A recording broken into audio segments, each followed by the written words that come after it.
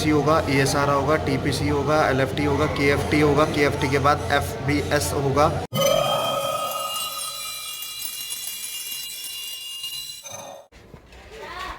Hello guys, तो सबसे पहले आप सभी को ओम नमः शिवाय, जय बाबा बर्फानी।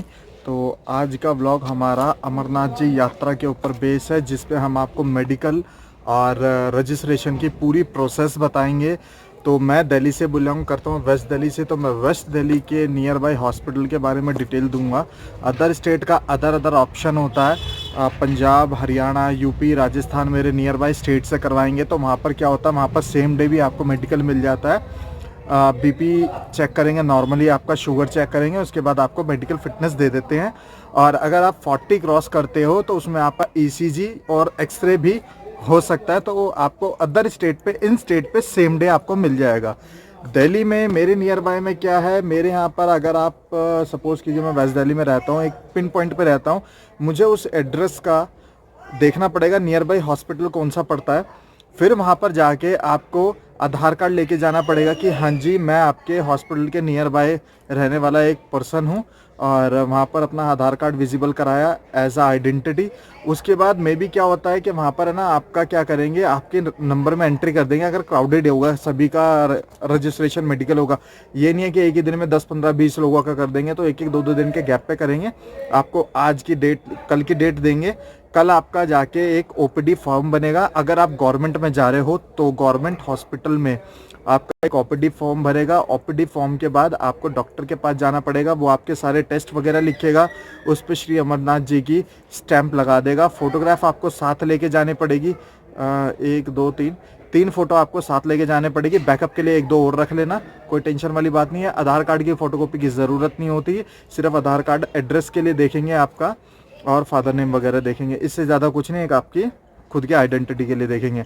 वो करने के बाद आपको एक अपना शुगर टेस्ट कराना होगा, यूरिन कराना होगा, BP कराना होगा, ECG कराना होगा, और इसके अलावा आपका LFT जो इस साल जोड़ दिया, KFT जो इस साल जोड़ दिया, बिफोर 40 एज में एक आपका कोविड नेगेटिव टेस्ट होगा, जो रैपिड रिपोर्ट होगी, जो आपकी 15 मिनट में आपको सेम डे मिल जाएगी।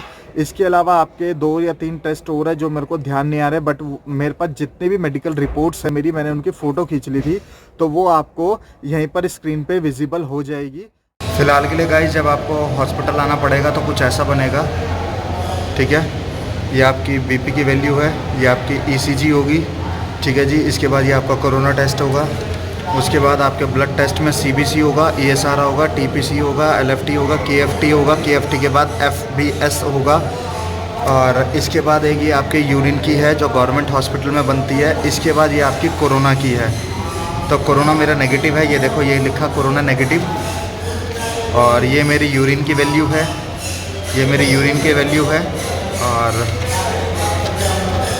इसके बाद ये मेरी दूसरी वैल्यूज़ हैं, एक बार आप नज़र दौड़ा लो, ठीक है। शुगर मेरा इतना है, यूरिया मेरा इतना है, वैल्यू इतनी होनी चाहिए, इतनी है, इतनी होनी चाहिए, इतनी है, इसमें से इतनी होनी चाहिए, ठीक है। ये मेरा थोड़ा SGPT थोड़ा ज़्यादा है, और एक वैल्यू दिखाऊँ तो मेरे को एक ये वैल्यू ज़्यादा है और एक ये वैल्यू ज़्यादा है। बाकी बात मैं बाद में आपको समझाऊँगा घर पे पहुँचकर। तो गाइज़, मेडिकल तो मैंने आपको सारा कुछ दिखाई दिया था, उसमें क्या था क्या नहीं था। एक ऊपर की, जो सबसे ऊपर की वैल्यू थी, वो मेरे से बाय मिस्टेक हल्की सी ज़्यादा बता दी गई थी, वो मैं ठीक करेक्शन कर दूंगा। करेक्शन करने के बाद यहाँ पर मेरा नाम वगैरह, एड्रेस है, फादर डिटेल है, और ये मेरा सर्टिफिकेट है, जो यहाँ पर इन्होंने क्या कर रखा है, ये देखो यहाँ पर ये सारा ब्लड डिसऑर्डर, ब्लड, ये जॉइंट पेन वगैरह, अस्थमा वगैरह, ये सारी चीज़ें मेरे को नहीं है, तो उन्होंने नो कर दिया। अगर ये चीज़ होता तो इनके भी टेस्ट होते। टेस्ट रिपोर्ट अगर आपकी ठीक आती, आई मीन ठीक है, आप मेडिकली फिट हैं, तब जाके आपको सर्टिफिकेट मिलता। बट मुझे ऐसी कोई डिजीज़ है नहीं, तो मैं विजिबल होने के साथ साथ इसके बाद आपको जब ये मेडिकल रिपोर्ट आपकी सब आ जाएगी, सारी रिपोर्ट्स आ जाएंगी। रिपोर्ट्स आने के बाद नेक्स्ट डे आप डॉक्टर के पास जाएंगे मेडिकल सर्टिफिकेट लेके, जो कि मैं आपको लिंक डिस्क्रिप्शन में प्रोवाइड करवा दूंगा। वो लिंक प्रोवाइड होने के बाद आपके बाद डॉक्टर के पास जब आप जाएंगे, वो सारी मेडिकल रिपोर्ट्स डॉक्टर रख लेगा, और आपको फॉर्म फिल करना होगा। और फॉर्म फिल करने के बाद मेरा जो फॉर्म फिल है, मैं उसकी भी एक स्क्रीनशॉट लगा दूंगा साथ में, उस पर डॉक्टर अपने साइन वगैरह कर देगा। इसके बाद उसमें ये भी लिखा होगा कि अस्थमा या कोई और डिजीज़ तो नहीं है, हिस्ट्री में कोई आपको चोट वगैरह तो नहीं लगी। अगर हिस्ट्री में आपको सर पे चोट लगी है तो उसमें डॉक्टर आपसे 2 चीज़ें और पूछ सकता है, कहीं आपको कहीं ऑक्सीजन की कमी तो नहीं होती है कभी, ये चीज़ सर की चोट में मेजर होती है। दूसरा ये पूछेगा कि कभी आपको मिर्गी वगैरह तो नहीं आती।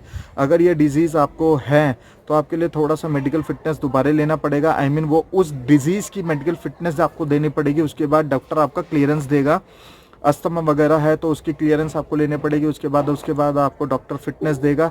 अगर आपको ये डिजीज़ ऐसी कोई भी नहीं है तो डॉक्टर आपको फिटनेस देने का। फिटनेस के बाद आपको क्या करना पड़ेगा, वो मेडिकल फिटनेस फॉर्म प्लस आपका जो आप रजिस्ट्रेशन कराएंगे वो फॉर्म आपको डाउनलोड करना पड़ेगा। वो भी मैं आपको डिस्क्रिप्शन में दे दूंगा। वो जो सेकंड वाला फॉर्म है वो आपको बैंक में लेके जाना पड़ेगा। साथ में एक आइडेंटिटी के लिए एक अपना आधार कार्ड, एड्रेस प्रूफ, जो भी आपकी आइडेंटिटी होगी उसके लिए आपको लगाना पड़ेगा। साथ ही साथ उसकी एक फ़ोटोकॉपी ले लेना आप आधार कार्ड की।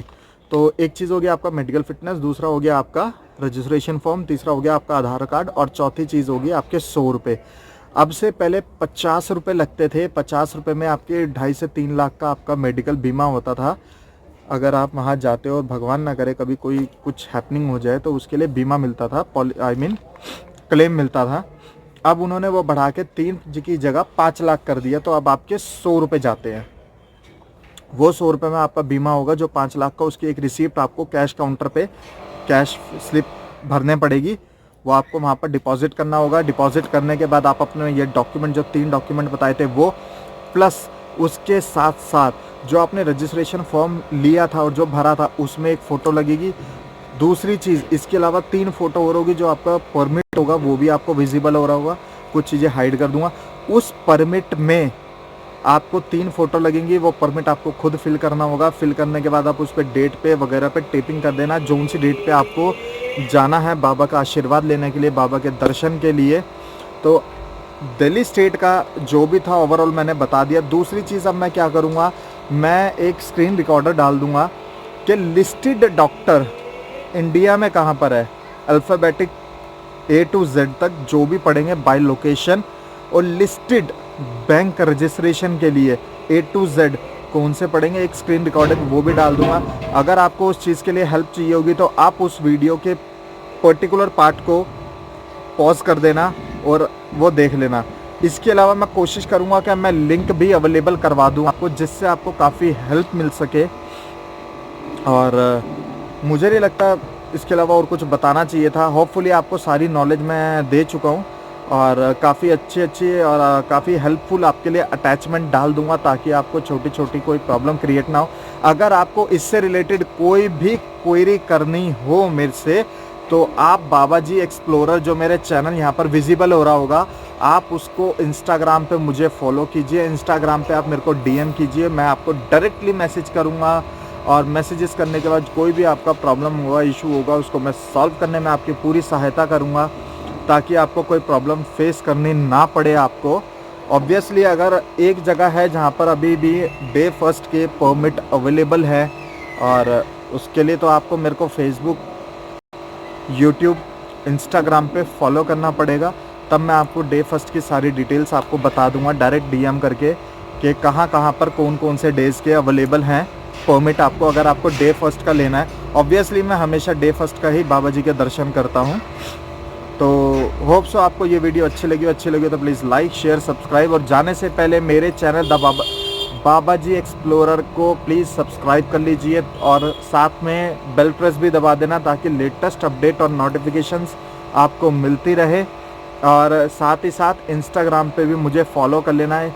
इससे पहले जो मेरा पुराना चैनल था वो था C_S व्लॉग्स, विक्ट्री वाला व्लॉग्स, ठीक है। उस पर मैं वीडियोस डालता था, बट अब उस पर मैंने व्लॉग डालने बंद कर दिए हैं ड्यू टू सम रीजंस जो मैं पुराने अपने चैनल पे बता चुका हूँ। ऑलमोस्ट उस पर 1600 सब्सक्राइबर्स मेरे हो गए हैं, बट अब मैंने उसको ख़त्म करके उस चैनल को अभी बंद नहीं किया। वो अभी एक्टिव है ऑन यूट्यूब, बट मैं वहाँ से मैं यहाँ पर स्विच हो गया हूँ और इस चैनल पे मैं सारी फ्यूचर अपडेट्स, सारे ब्लॉग्स मैं उस पर अपलोड करता रहूँगा।